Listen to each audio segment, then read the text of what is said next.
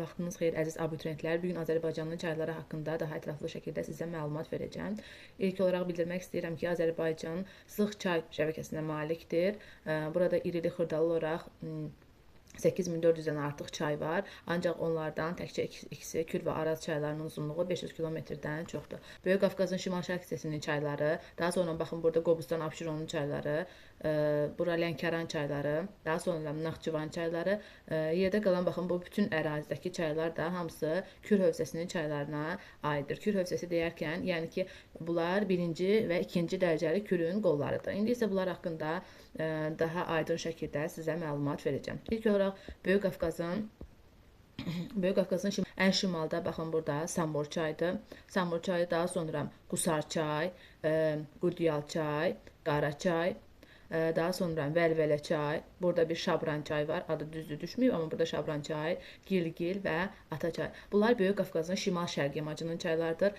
İlk olaraq deyim ki, Samur çayı sərhəd çayı və tranzit çayıdır. Sərhəd və tranzit çayları nə deməkdir? Sərhəd çayı odur ki, iki dövlət arasında sərhəd bölgəsindən axır. Məsəl üçün, baxın, Samur, Azərbaycan və Rusiya arasında sərhəd bölgəsindən axır. Həm də bu tranzit çayıdır. Tranzit nə deməkdir? Bir neçə ölkənin ərazisindən keçir. Yəni, Samur çayı Rusiya ərazisindən gəlir və Azərbaycan arasından Xəzərə tökülür. Yəni, iki dövlətin arasından keçdiyinə görə bu tranzit adlanır. Sərhəd, iki dövlət arasında sərhəddən axdığına görə bu sərhəd çay adlanır. Samur çayı Qutondağdan başlayır. Deməli, Samur çayı hardan başlayırdı? Samur çayı Qutondağdan başlayırdı. Həm tranzit çaydır, həm də ki, sərhəd çaydır. Daha sonra bizim 3G hərfi var. 3G hərfi hansılardır? 3G hərfi ilə öyrənirik bu üç çayı. Qusar çayıdır, Qudyal çayıdır və deməli Qara çayıdır. Bu çaylar da əsasən Böyük Qafqazdan başlayırlar. Daha sonra Vəlvələ, Gilgil və Ata çayı. Ümumilikdə bu Böyük Qafqazın şimal-şərq yamacının çayları qar suları ilə qidalanırlar. Buzlaqlar və qar suları ilə qidalanırlar. Nə deməkdir bu? Yəni baxın, bilirsiniz ki, Azərbaycanda ən hündür dağ silsilələri, yan silsilədir, baş Qafqaz silsilələri məhz Böyük Qafqazda yerləşir. Məhz Samur çayda.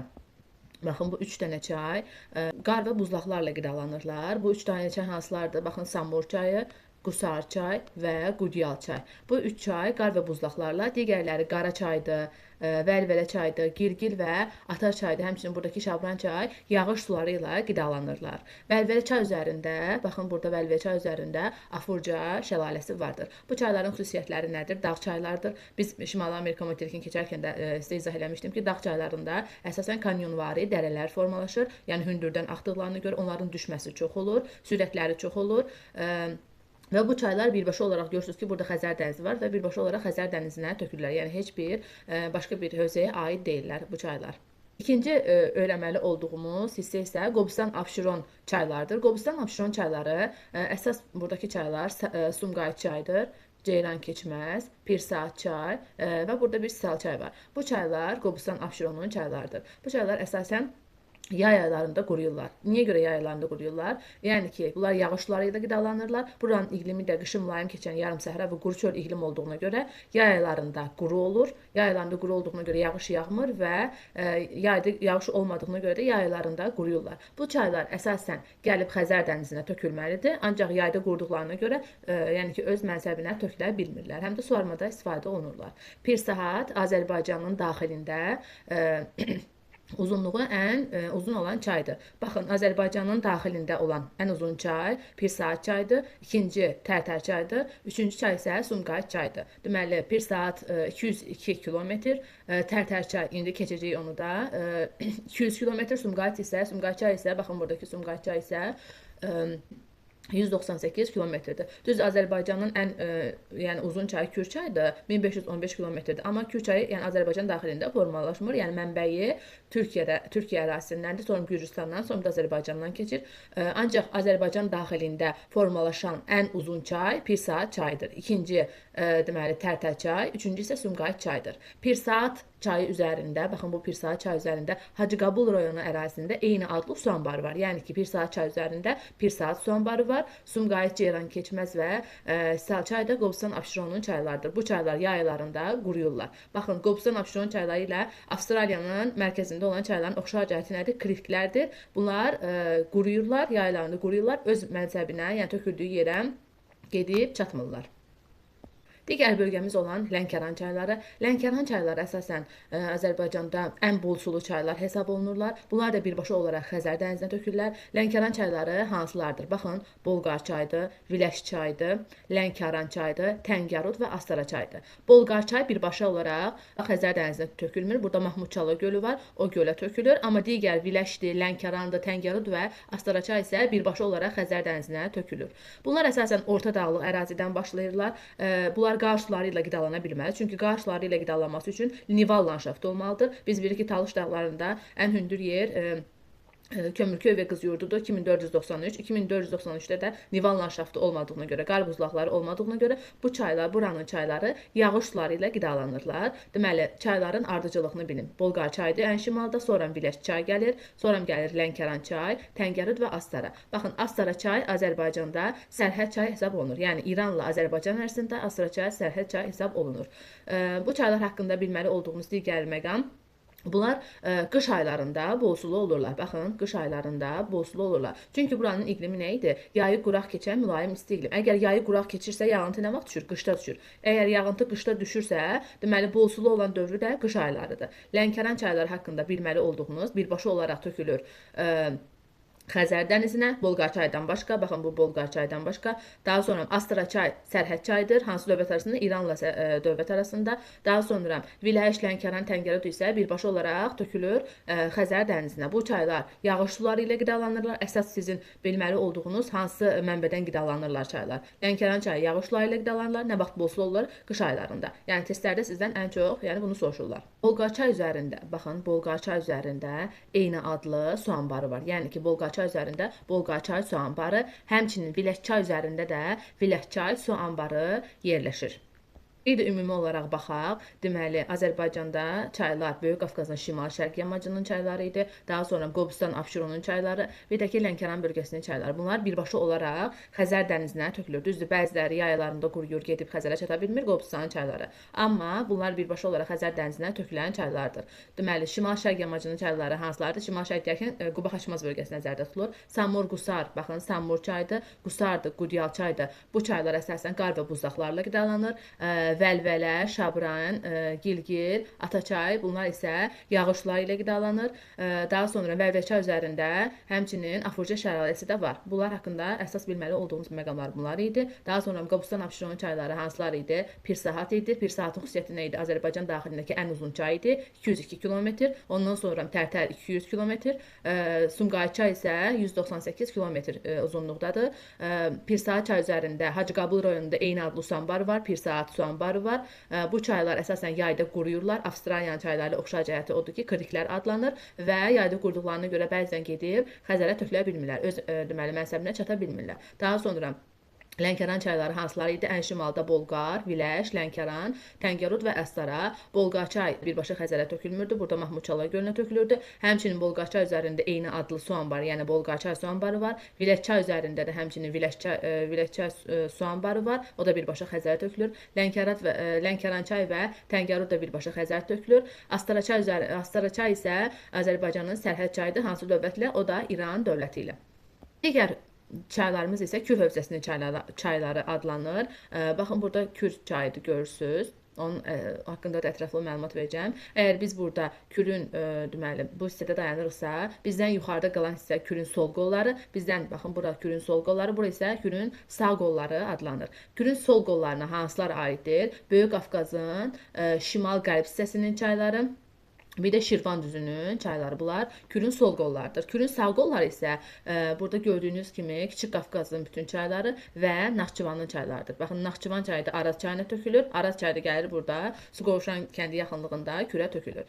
İndi isə Böyük Qafqazın cənub yamacının çayları haqqında danışacağıq. Böyük Qafqazın cənub yamacında ən şimalda, baxın burada Mazım çayıdır. Daha sonra burada adı yoxdur, ancaq Balakən çay, Katex çay, daha sonra Qaraçay, Kürmük çay və Əyri çay, Əyri çayın qolları Kiş və Şinçaydır. Bunlar Böyük Qafqazın cənub yamacının çaylarıdır. Amma belə götürdükdə, ümumi götürdükdə isə Böyük Qafqazın şimal-qərb hissəsinin çayları adlanır. Yəni bütün region üzərində götürdükdə. Böyük Qafqazın cənub yamacının çaylarından ilk öncə danışmazdan əvvəl biz burada baxın Gürcüstan ərazisindən Azərbaycana daxil olan Qanıq və Qabırı çayları haqqında danışaq.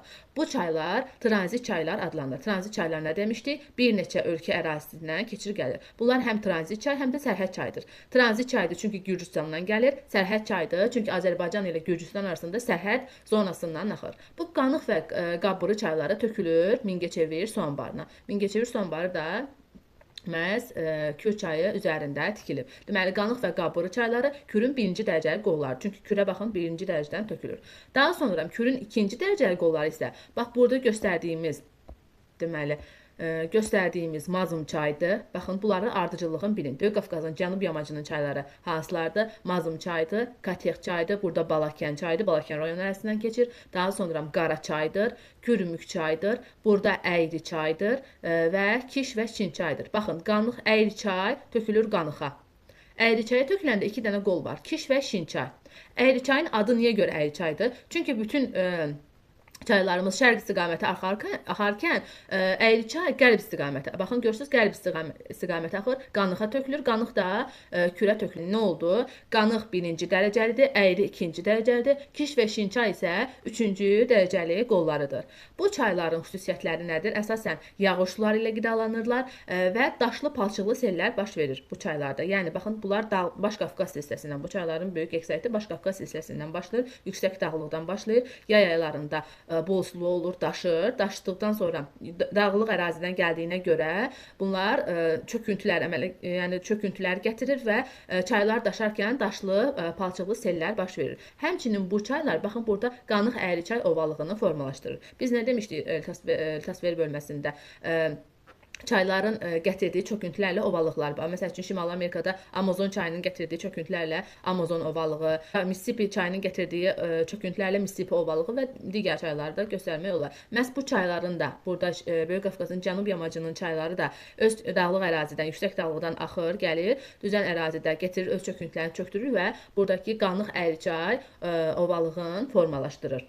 Su anbarları, baxın, Əyri çay üzərində Əyri çay eyni adlı su anbarı da yerləşir. Bir daha nəzər salaq. Böyük Qafqazın cənub yamacının çayları hansılardır? Ən əsası bilməli olduğumuz Qanıq və Qabırı çaylardır. Qanıq və Qabırı çayları həm tranzit, həm də ki, sərhəd çaylardır. Tranzitdir çünki Gürcüstandan gəlir. Gürcüstandan, yəni bir neçə ölkə ərazisindən keçir gəlir. Sərhəd çayıdır çünki Gürcüstanla Azərbaycan arasında sərhəd zonasından axır. Qanıq və Qabırı çayları Mingəçevir su anbarına tökülür və Kürün birinci dərəcəli qollarıdır.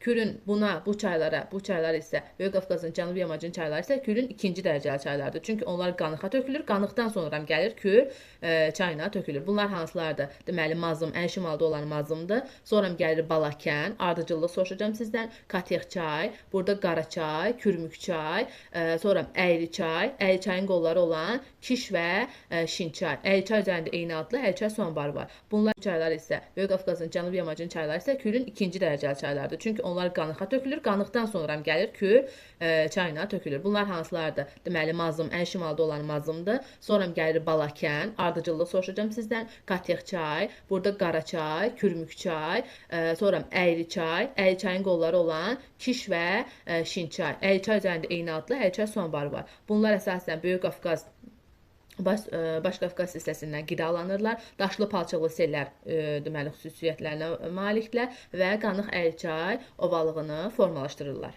İndi isə Şirvan düzünün çayları haqqında danışaq. Şirvan düzünün çayları şimaldan cənuba doğru öyrənək.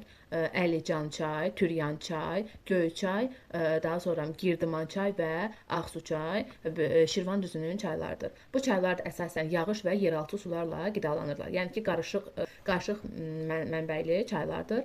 Bu çaylar haqqında bilməli olduğunuz əsas məqamlar hansılardır? Şirvan düzünün çayları Böyük Qafqaz dağlarından, yan silsilədən, Baş Qafqaz dağlarından başladığına görə yelpikvari reyli formaları əmələ gətirir. Buradan gördüyünüz ki, yuxarı Şirvan kanalı çəkilib. Kanallar haqqında məlumat verəcəm. Bu kanal vasitəsilə burada Küdür Şirvan ərazisi suvarılır. Suvarılmada, yəni bu çaylar suvarılmada istifadə olunduğuna görə yay aylarında görürsünüz ki, gəlib kürə çatmır. Yəni gəlib tökülə bilmirlər, çünki suvarılmada istifadə olunurlar. Şirvan düzünün çayları Kürün əsasən sol qolları hesab olunur. Həm burada Böyük Qafqazın cənub yamacındakı çaylar, həm də Şirvan düzünün bu çayları Kür çayının sol qolları, həm yəni ki, yuxarı qolları hesab olunur. Burada Ağsu çay üzərində, Ağsu rayonu ərazisində Cavanşir su anbarı, baxın burada Cavanşir su anbarı, İsmayıllı rayonu ərazisində isə Aşıq Bayramlı və Yekixana su anbarları yerləşir. Kiçik Qafqazın şimal-şərq hissəsinin çayları haqqında məlumat verəcəm. Kiçik Qafqazın şimal-şərq hissəsinin çayları, baxın burada görürsünüz ki, Akstafa çay, Tovuz çay, Zəyəm çay, Şəmkir, Qoşqar, Gəncə və Kürək çaydır. Bu çaylar Kürün sağ qolları hesab olunur və birbaşa olaraq Kür çayına tökülür. Yəni su anbarına və Kür çayına tökülür. Burada Akstafa və Tovuz çayı, baxın burada Akstafa və Tovuz çayı, həmçinin burada İncəsu və Həsənsu var. Çayları var. Bu çaylar tranzit çaylardır. Yəni tranzit nə idi? Başqa bir ölkədən keçir. Bunlar Ermənistan ərazisindən keçib gəldiyinə görə tranzit çaylar adlanır. Qazax rayonunda, baxın burada Qazax rayonudur, Coğaz su anbarı var. Akstafa çay üzərində isə Akstafa su anbarı var. Qazax rayonu ərazisində hansı su anbarı oldu? Coğaz su anbarı. Akstafa çay üzərində isə eyni adlı Akstafa çay su anbarı var. Bu çaylar haqqında bilməli olduğunuz əsas məqam, baxın Qoşqar çay Azərbaycanda ən çox çiklənən çaydır. Niyə görə ən çox çiklənir? Çünki biz ki, Azərbaycanda dəmir fizi ehtiyatları Daşkəsəndə ən çox çıxarılır və bu çayın hövzəsində, yəni Qoşqar çay hövzəsində çıxarılır və sənayedə istifadə olunduğuna görə sənaye tullantıları ilə ən çox Qoşqar çay çiklənmişdir. Deməli, bu çaylar tökülür Kür çayına. Kütləsinə aid olan çaylar Xaçın çay, Qarqar çay və Köndələn çaydır. Bu Tərtər çay burada Gəlinqaya silsiləsindən başlayır. Qarabağ vulkanik yaylasından, Gəlinqaya silsiləsindən başlayır. Tərtər çay üzərində Sərsəng və su qovuşan su anbarları yerləşir. Tərtər çay Azərbaycanın ikinci ən uzun çayıdır. Azərbaycan daxilində formalaşan ikinci ən uzun çayıdır və uzunluğu 200 kilometrdir. Birinci deməli demişdik bir saat idi, 202, ikinci Tərtər 200. Üçüncü isə Sumqayıt çay 198 kilometr idi. Tərtər çay üzərində deməli Sərsəng və su qovuşan su anbarları yerləşir. Digər Qarabağ silsiləsinin çayları, baxın Qarabağ silsiləsi burada yerləşir. Xaçın, Qarqar və Köndələn çayıdır. Köndələn çayın qidalanmasında əsasən yağışları üstünlük təşkil edir. Amma yəni bu regionun çayları qarışıq qidalanırlar. Həm yeraltı sularla, həm müəyyən qədər qar suları ilə və yağışları ilə qidalanırlar. Siz bilirsiniz ki, Kiçik Qafqaz vulkanik suxurlarla geniş yayıldığına görə vulkanik suxurlar da yağış sularını alta çöktürür, yeraltı suları yerin altı hissəsinə yığır və yeraltı sularla qidalanan çaylar il boyu stabil olurlar. Yəni yayda daşma və yaxud da quruma söhbəti bu çaylarda olmur. İl boyu stabil olaraq axırlar. Köndələn çay ancaq yağış suları ilə qidalanır. Bu regionun çayları həm yağış, həm də yeraltı sularla qidalanırlar. İndi isə Qarabağ vulkanik yayla. Baxın, burada görürsünüz ki, Qarabağ vulkanik yaylasıdır. Qarabağ vulkanik yaylasından başlayan çaylar hansılar idi? Bir demişdik ki, Tərtər çayıdır. Qarabağ vulkanik yaylasından Gəlinqaya silsiləsindən başlamışdı. Digər çaylar isə, baxın burada görürsünüz ki, Həkəri çayıdır. Həkəri çayı, onun bir qolu olan Bərgüşad qoludur. Bərgüşad, Bazar çayı, bunlar Həkəri çayının qollarıdır. Baxın, Bərgüşad, Həkəri, bunlar da Kürün 3-cü dərəcəli qollarıdır. Məsəl üçün, Həkəri, Bərgüşad tökülür Araz çayına, Araz çayı da gedir, sonra Kür çayına tökülür. Yəni 3-cü dərəcəli qollarıdır. Bu Əyri çay, Kiş çay, Şin çay, yəni Böyük Qafqazın cənub yamacındakı çaylara da aidiyyatı var idi. Bundan başqa vulkanik yayladan Oxçu çay və Bəsi çay deməli çaylar da vardır ki, bunlar əsasən Qarabağ vulkanik yaylasından başlayır. Ancaq Ermənistan ərazisində, baxın, bu bilirsiniz ki, buralar Ermənistan ərazisidir. Qarabağ vulkanik yaylasından başlasa da Ermənistan ərazisindən keçərək, baxın, buradan gəlir, Araz çayına tökülür. Son olaraq isə Naxçıvan çayları haqqında danışırıq. Naxçıvan çayları da, baxın, buradan bilirsiniz ki, Araz çayı keçir. Bunlar da Naxçıvan çayları da tökülürlər Araz çayına, Araz da Kürə tökülürlər. Yəni Naxçıvan çayları Kürün 3-cü dərəcəli qolları hesab olunur. Naxçıvan çaydan, baxın, burada Naxçıvan çayları haqqında, burada Ordubad çayıdır. Daha sonra Gilan çaydır, Əlincə çaydır. Baxın, Əlincə çay və Əlican çay. Azərbaycanda 2 dənə çay var. Əlincə çay Naxçıvanda Əlincə qalası var. Tarix dərsində də bilirsiniz. Naxçıvandakı Əlincə qalası ilə bağlı olaraq Əlincə çayı Naxçıvan ərazisinə götürürsüz. Əlican çay isə Böyük Qafqazın Cənub yamacının çayları idi. Daha sonra Əlincə çay, Naxçıvan çay, baxın görürsünüz Naxçıvan çay və Arpa çay. Arpa çay üzərində baxın, Arpa çay üzərində eyni adlı su anbarı var, Arpa çay su anbarı var. Həmçinin Naxçıvan çay üzərində də Araz su qovşağı var ki, bu həm Naxçıvanın, həm də ki İranın elektrik enerjisi ilə təmin edir. İndi isə Kür çayı haqqında məlumat verəcəm. Kür çayı Azərbaycanda tranzit çay hesab olunur. Tranzit nə deməkdir? Bir neçə ölkə ərazisindən keçərək gəlir öz mənbəyinə tökülür. Məhz Kür çayı da hardan başlayır? Türkiyədə Qızılgədik dağından başlayır. Bu dağın hündürlüyü 2740 metrdir Qızılgədik dağından.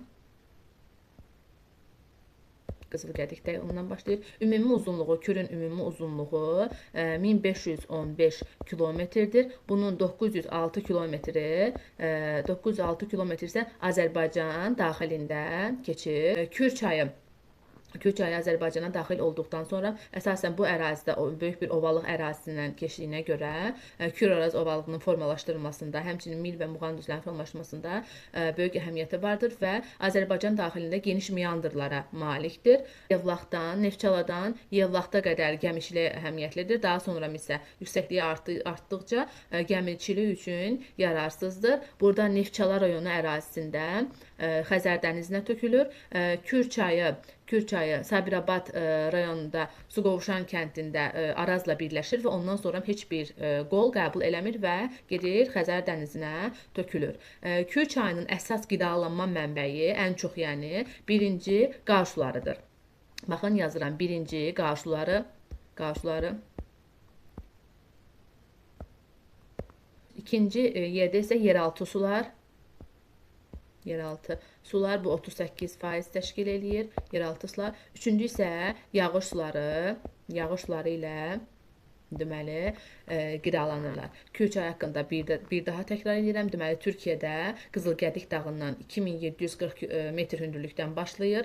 Gəlir mənfi 27 metrdə Neftçala rayonu ərazisində tökülür Xəzər dənizinə. Uzunluğu 1515 kilometrdir. Onun 906 kilometri Azərbaycan ərazisindən keçir. Tranzit çaydır çünki Gürcüstan, Türkiyə, həmçinin Azərbaycan ərazisindən də keçir. Kür çayı üzərində Azərbaycan daxilində bir sıra su anbarları var. Baxın, məsəl üçün Azərbaycanda ən böyük su anbarı Mingəçevir, daha sonra Yenikənd, baxın Yenikənd, Varvar kimi su anbarları da məhz Kür çayı üzərində yerləşir. Burada Suqovuşan kəndi yaxınlığında Kür-Araz birləşir. Bundan sonra heç bir qol qəbul eləmədən tökülür Xəzər dənizinə. Biz Araz çayı haqqında danışaq. Araz çayı da tranzit, həm də ki sərhəd çayıdır. Tranzit çayıdır ona görə ki Türkiyə ərazisindən Azərbaycana gəlir. Sərhəd çayıdır ki Azərbaycanla İran arasında sərhəd rolunu oynayır. Baxın burada İran və Azərbaycan arasında sərhəd rolunu oynayır. Araz çayı Bingöl silsiləsindən başlayır. Türkiyədə Bingöl silsiləsindən 2990 kilometr, deməli 2990 kilometr uzunluqda, üzr istəyirəm, metr hündürlükdən başlayır və burada Suqovuşan kəndi yaxınlığında mənfi 11 metr hissədə Kürlə birləşərək davam edir. Yəni ki, Xəzər dənizinə tökülür.